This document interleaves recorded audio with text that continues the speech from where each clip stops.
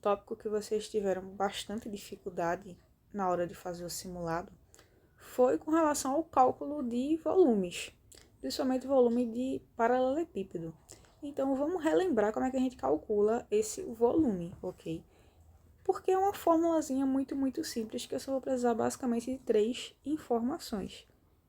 Eu vou precisar da medida da largura desse paralelepípedo, da medida do comprimento desse paralelepípedo e da medida da altura desse paralelepípedo, ok? Então, se eu sei a medida do comprimento, da largura e da altura, para eu encontrar o volume, que eu também posso chamar de capacidade do paralelepípedo, eu basicamente só vou multiplicar as medidas desses 3 elementos, dessas 3 dimensões do paralelepípedo.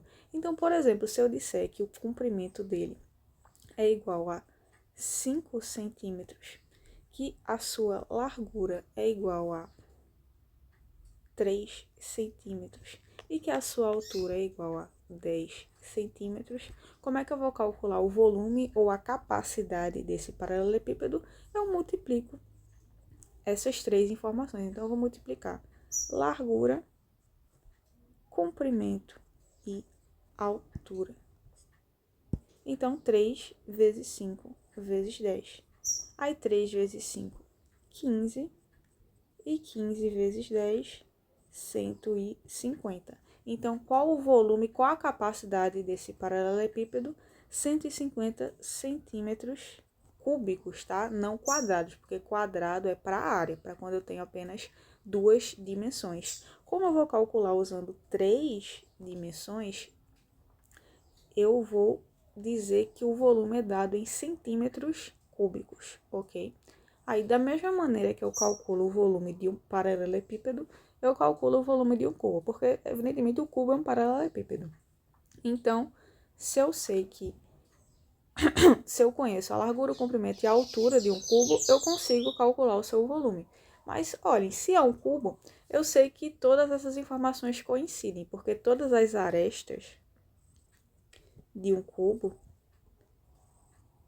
elas possuem a mesma medida. Então, se eu digo que uma aresta de um cubo, por exemplo, é igual a 2 centímetros, eu sei que a sua largura é igual a 2, o seu comprimento é igual a 2 e a sua altura é igual a 2. Então, o volume desse cubo vai ser dado por 2 vezes 2 vezes 2. Aí, 2 vezes 2, 4.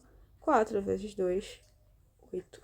Então, o volume desse cubo vai ser exatamente 8 centímetros cúbicos. Então, é isso, pessoal. Para calcular o volume de um paralelepípedo, basta que eu multiplique as medidas das suas 3 dimensões: largura, comprimento e altura. Então, é basicamente isso.